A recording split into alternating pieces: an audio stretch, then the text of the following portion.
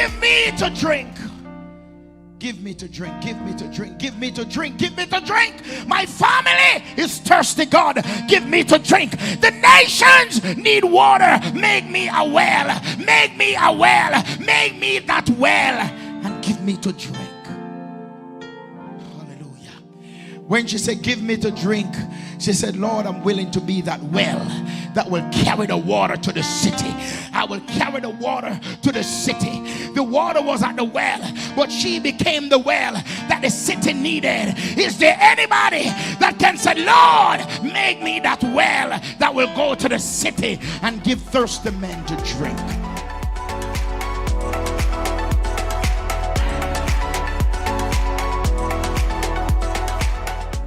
Hello and welcome to Community Worship Center, where the Word of God is the broken bread and the naked truth. Join us for our service already in progress. Hallelujah, hallelujah. Yes, Jesus. Thank you, Jesus. It is said that it's from a grateful heart that we give him thanks. And in this time and in this season, if you cannot give him thanks, I can tell you, you are somebody in real trouble. Somebody say amen. Many right across the world today cannot say thank you publicly. Many have to hide under bushes. Some are in underground. Some are in their house. Some are even close to death. Unable to say thank you. So when you are privileged, when you are given the opportunity to say thank you, you better grab it with both arms. Some was on their way home last night and didn't get to say thank you. Some made it home and didn't get to say thank you. Some didn't get even an opportunity to say thank you. It's indeed a pleasure to be here once again.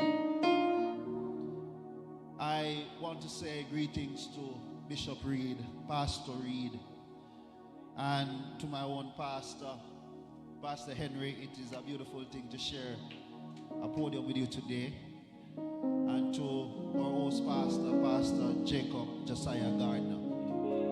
I want to say to those that are online in Eland, Reverend Baines in Canada, Pastor Lillian Pierre in Trinidad, Minister Marvin Stevenson in Jamaica, and all the others that are watching us online. It's indeed a good thing. Shout thank you if you can, while you can, because there coming a day. It is said that is appointed unto man once to die. And if we change it and say in the grave, you won't be able to say thank you. So say now because you can. There's a song that said, don't wait till you get to heaven. Shout now. Don't wait till you get to heaven. Praise now. Don't wait till you get in trouble to say thank you, Jesus. Don't wait until things are against you to praise him. Don't wait until stuff come against you to say thank you. We're teaching the other night online, as we know, in the Naked Truth. And there was something said there and then that it doesn't matter what season you're in your life, the sun is still shining. I don't know about you, but if you're going through a cloudy time in your life, remember the sun is still shining. It speaks to hope. It speaks to peace. It speaks to standing in the midst of your trouble. Clouds may come, storms may come, but remember the sun is still shining. All these things operate beneath the sun. Let your praise be your sun. Let your hallelujah be your son. Let your thank you, Jesus, be your son. I was called to greet you, but I was hoping I would do the exaltation that I prepared. But it's my last day, so I know I've been allowed a little bit of latitude to get away with a few things. And as we are on the topic, powers must be broken, let me read one scripture for you and make case and get out of your way and be very short and very quick to it. Hallelujah. Hallelujah. Please turn your Bibles with me to Ephesians chapter 6. I'll be reading from verse 12. I'll be reading from the King James Version. For whatever version you're reading from, it may read a little bit different. But for some generals in the army of God, for some who have been in church for a while, this may be a memory verse, and some people can recite it out of their head. But let us read it for reading's sake. For we wrestle not against flesh and blood, but against principalities, against powers, against the rulers of darkness of this world, against spiritual wickedness in high places. And as the series is talking about breaking, powers must be broken. We have to understand that the wrestling that we face today and that we come against, it must be broken. There are some things in your life that we try to counsel out when God said it must be broken. We try to talk it out when God said it must be broken. We wrestle not against our brothers and sisters, not against flesh, not against blood. So when they talk about you, look beyond the person and see the spirit. It must be broken. Many times you're in the house of God and somebody may rub your arm, somebody may say something negative to you, and in the flesh we take on the person, not recognizing we wrestle not against flesh and blood, but against principalities, against powers, against rulers of darkness in high. Powers must be broken, must be eliminated. Some of us try to counsel out some stuff. Some of us try to talk out some stuff. Some of us try to carry some stuff around when God said they must be broken. There's something about when something is broken. It's not easily put back together. It is destroyed forever. If you broke it right, if I go in Jamaican's language, and so we go and broke it up. In the Queen's English, it's got to be broken. In America, you say we're going to break it. You see, there are some stuff we need to look past in the flesh and get to the spirit. That's why it says we wrestle not against flesh and blood. It speaks to our brothers, it speaks to our sisters who are flesh and blood. And if we can see beyond the physical and get into the spiritual, we will see that which attack us is of one name and one name only, and is the adversary. They are the ones that are troubling us.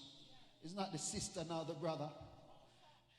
But you see, many a times when we come in areas as people of God, the Bible speaks of principalities and powers and rulers of darkness in high places. It never said low places, in high places. So when we enter into a new city, when we enter into a new home, when we enter into a new community, we have to ensure that we are in charge of that which is about.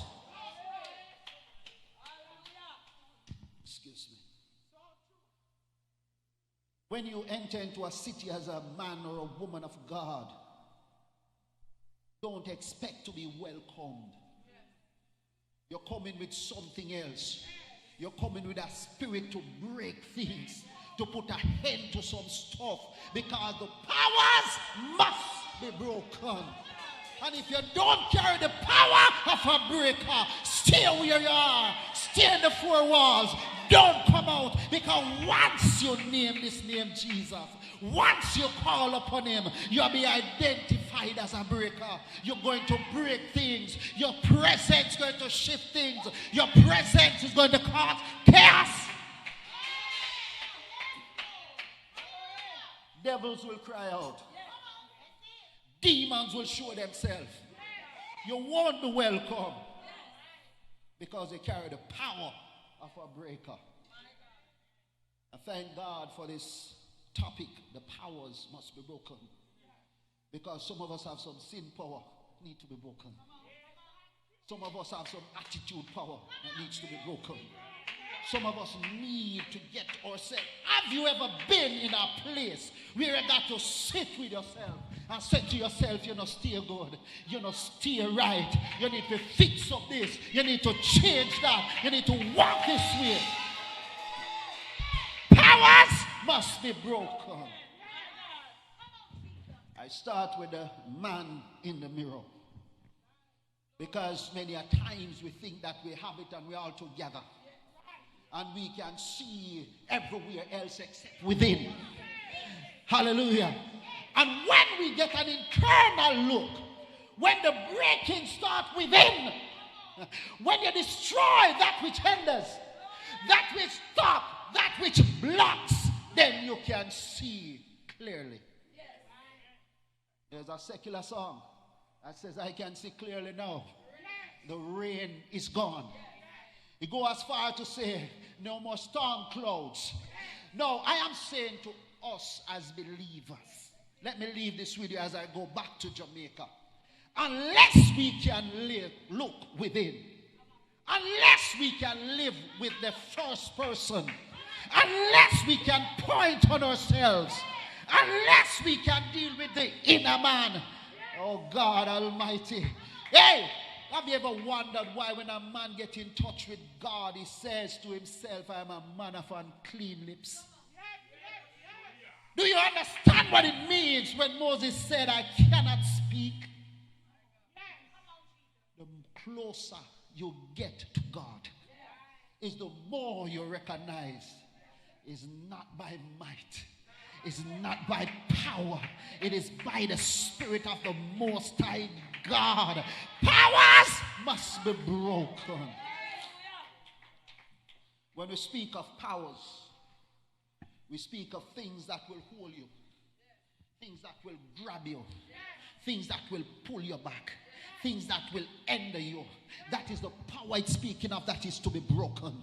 And if we look within, nobody knows like us that which hinders, that which hold back, that which keep us from being all that we can be within him. Powers must be broken. In general, let me get a little bit personal. I was speaking with a friend and things get out of line and get out of hand, and I had time to be at the house by myself, doing some painting, reasoning with myself. Start to look within myself and start to say, well, you're saying all right, you know.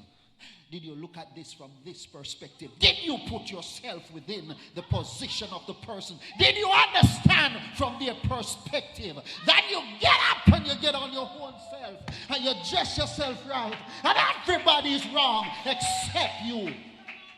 Take a look within. I had to, and I'm glad that I did. And because I did, I get to understand that things are not like how we look at it. They say hindsight is 20/20. What it means is that after you have been through it, you have a better appreciation for it. You ever understand why some women in church that we call weeping mothers just pray? They have been through hell and back. You ever wonder why some mothers can just hug up a mother who get pregnant out of wedlock? They have been there and done that. Have you ever been in a position where you see somebody and you know where they are going? Not because you're skeptic, because you have been there yourself. You have been to Lauderdale. You have been to Shittim. You have been down before. So when you look, it's not from a position of looking down, but to pull up. Powers must be broken. It takes a breaking. And I thank you that you said thank you. It takes an understanding. It takes some grief to understand from a place. You see, my brother lost his father the other day. I had some time to spend some time with that man. And I couldn't grieve like him. Mine is still alive. But when I put myself in his position, I understand well. All he did is stand and he waved his head left to right, and I understand every move that was made. Some of us need to get out of ourselves. Get out of the carnal. Understand that we wrestle not against flesh and blood. The sister offend you, but it's not the sister. Oh God Almighty. He found himself, this devil found himself in the middle of the Garden of Eden. And he met with the first two. And he lied to them in a coy way. Did you know? Let me let out some of the secret here. As a media professional, in order to tell a perfect lie, it has to be 99% true. Nothing that is placed on a screen is placed there by accident. Everything is subliminal messages prompting you to take an action. So when you see the little ad come up over the corner, it's to get you to buy something. And when they print a thing a particular way, it's to draw your eyes to a particular area. So I'm saying to us, let us be intentional about our every move. Let us be intentional about our prayers. Let us be intentional about our thank you, Jesus. Let us be intentional about our walk. I hope I'm not taking up too much time. But it says we wrestle not against flesh and blood, but against principalities and powers. And it said against rulers of darkness in high places. Let us look. When we talk about darkness, some of us are looking, Almighty God, for a devil with horns and in a red coat. And some of us are looking for the devil on the television screen, and they're not listening to what is being said. Can you cover your gates? If you don't understand what your gates are, we're speaking of the high gate. We're speaking of the ear gate. We're speaking of the mouth gate. The things that we say, the things that we hear, the things that we see. That's why the Bible says when a man is caught in sin, he's drawn by his own lust. Let me reveal to you. I will pastor permit me to say this. Bishop, can I just take the latitude of saying many times we blame the devil for things and it's not him? Him have no lot nor part with it. All the devil shock. Oh God. The famous stuff. The devil made me do it. When the Bible tells you that when we are caught in this area is when we are drawn by our own lust. And he said the lust of the eyes, the lust of the flesh, and the pride of life. Yes, that's the word. I will say one for me, because I will more talk about me. And I will talk about my friends. I will talk about leaders because they understand. And we are here to minister. I will not talk about anybody else. But don't tempt me with money. It's not what I'm drawn by. Some people, you can't tempt them with certain things. They are not drawn by it. It doesn't entice them. It's not their cup. It's not what they like. Boy, you see, there's in the middle of the night, when my back is against the wall. Oh my God. When we are faced in a midnight situation, when that which we like is present, when that which we lost offer is presented before us, can you turn? Can you break that power? Can you stand against it? I'll leave one more with you and leave.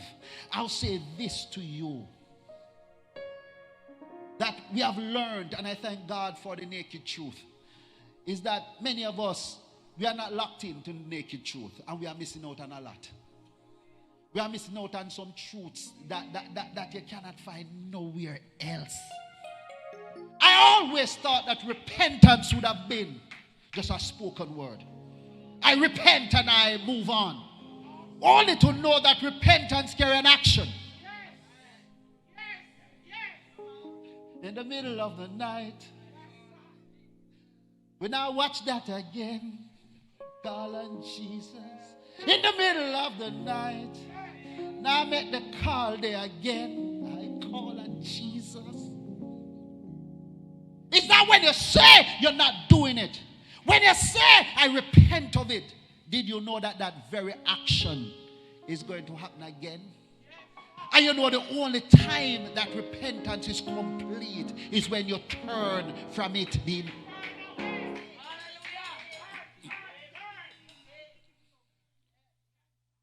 So, let us be educated in this time. We're in the time of the internet. We're in the time of the media. We're in the time of AI. We're in the time where young people are exposed. I say to you, in my young days, getting stuff that is available on the internet now took me searches to find it. Diligent searches. Now our young people are faced with a lot. They have to surf a lot. They cannot just go through. The world is designed to destroy them. All of this that is happening is to bring back modern day Sodom and Gomorrah. If the people, if the children are misguided, man no more. Woman no more. Right no more. Wrong no more. Everybody is left to their own. Reprobate mind, said the pastor. What had happened in Sodom and Gomorrah is not so much the homosexuality. It was the issue that everybody thought that their way was right. So let us look at the bigger picture. What is happening is not just about homosexuality. It's about removing the Bible, which stands as the standard by which the world stands upon. So when the standard is being removed, you have no point in which to anchor yourself. When you can't say, me not do that, because it's not biblically correct. That is why the Bible says we have to write the word upon our heart, because there's coming a day. The proof, all these people trying to prove, is that the Bible is not what it is. And if they succeed in doing that, then the world is in trouble. The world needs a spiritual healing now on the double. Because what is happening, it's trying to destroy us. Pastor Reid, there's coming a day when me and you not go there. There's coming a day. Yes, there's coming a day when we'll be called home. There's coming a day when things will no longer exist as we know it. There's coming a day when each tub has to sit on its own bottom. There's coming a day when I, you, we, everybody has to give an account for ourselves. We better get right. And not just right in the eyes of men. We better get right within ourselves. We better get right with God. And that's the only time the powers will be broken. I encourage each and every one of us. Spend some time with yourself. Spend some time reflecting. Spend some time against your pet peeves. That is things that easily upset you. Spend some time understanding why you think the way you think. Why you understand the way you understand. Try and see things from another perspective. Stand in the shoe of somebody else before you come out and start to blast them to hell. Give them grace. Remember, somebody prayed for you. Somebody spent time on their knees for you. Somebody spent time crying to God for his grace. I remember this day. Our Pastor Henry was ministering one watch night. And a few of us as young men. I never forget this, and possibly it's the first time we'll hear it. We were having things that we shouldn't have, just to be politically correct around the media. And he said that if a man backs him on one of his cheek, he will turn the other. At that time, I hate preachers. And he was standing in the pulpit. We thought we were invincible. We were coming from a rough pass. And it was a group of young men of us who had one thing in common. All of us mothers was abroad. So we were what they call barrel pitney. So we get the barrel at Christmas, and that's it. But we basically live our lives by our own rules and regulation. The community dubbed us that we will not reach 20. Because we found out that there are bigger men in the community that will abuse us physically. And we form a bond and to ensure that it will not happen.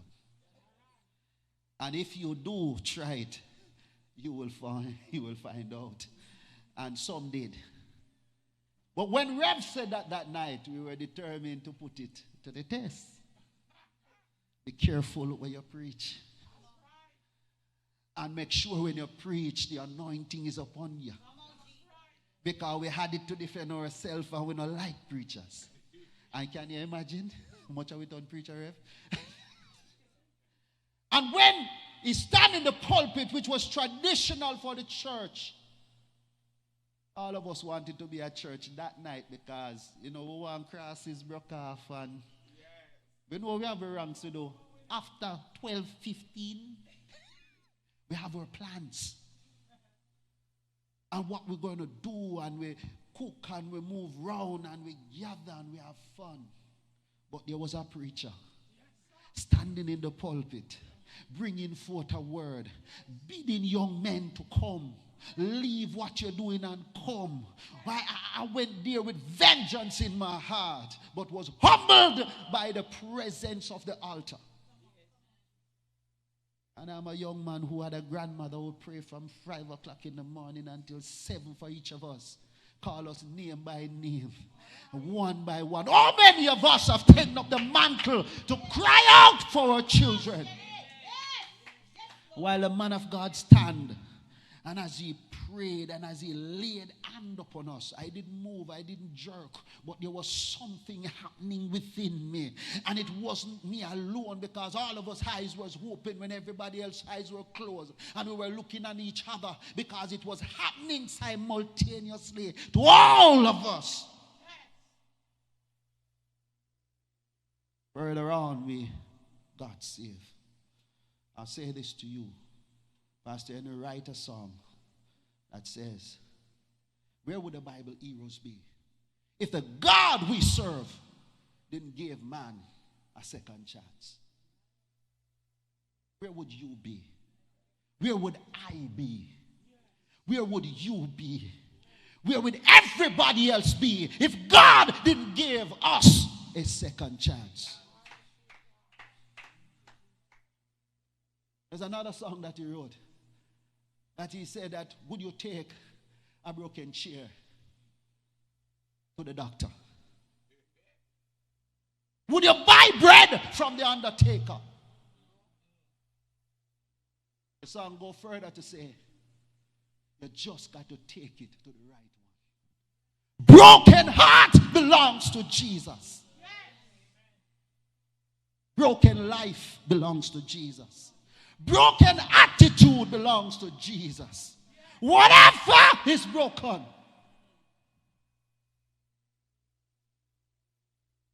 Powers must be broken. I say this to you today. Just stand with me just a minute. Just breathe a word of prayer before the next speaker comes.